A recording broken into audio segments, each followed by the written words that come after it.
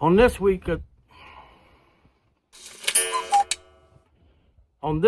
edition of Papa G's World, I've showed you the outside. Now let's work on the inside. That ain't gonna work.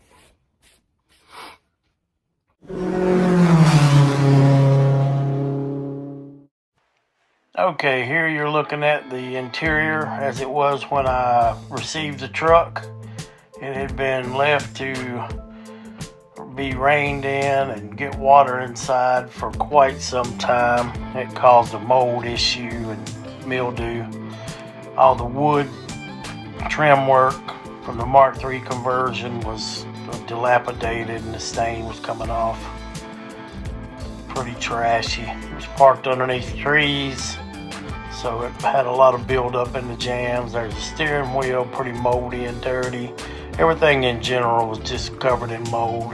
There's the dash. It's in good shape. It's just dirty.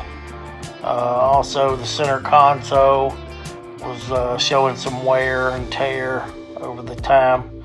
Now here's the headliner where it's pinned up and glued, and in general just a mess. So all that needed to be replaced. Here's the back seat. You can see the mold and mildew all over it. So it was in general, it was tough to video this because I was coughing the whole time basically. But that's just a good look of how it was before. Now there's the lighting feature on the ceiling that I'm showing here in the mirror. So I get to work sanding and removing the old stain, or what was left of it. There wasn't that much left. And then I put some new stain on everything, and then put a new clear coat, several coats of clear coat. There you can see the cup holder disassembled. It's all back in the truck there. Now that's the original door panel, and I didn't like the way that looked, so I bought new door panels from LMC Trucks, and that's what you're seeing here. It's a beautiful two-tone gray, lighter gray carpet. Now here's the back seat. Basically the back seat just needed a lot of mold control cleaner and elbow grease several times. Now we're back to the dash.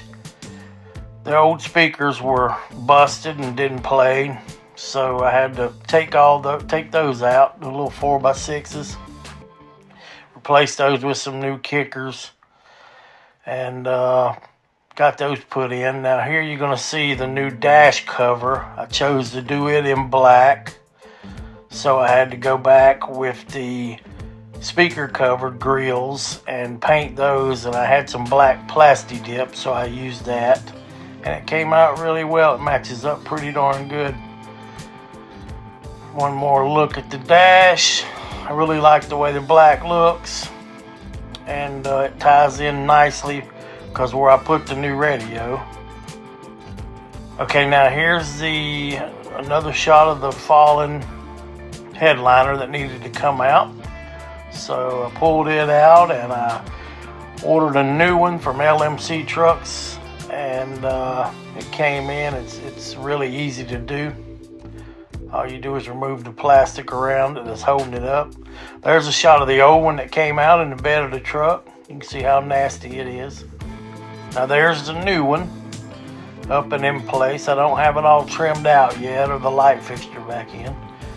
Now we're back to the steering wheel, and that's a forever sharp steering wheel with the wood grain. It matched up real nice. There's the new radio, went with black trim.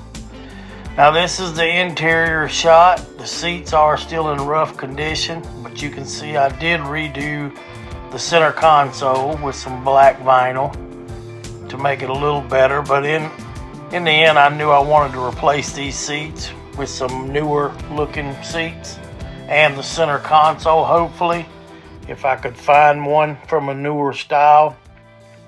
So I started looking, and I found some seats from a 2015 Chevy Cruze SS, I believe it was.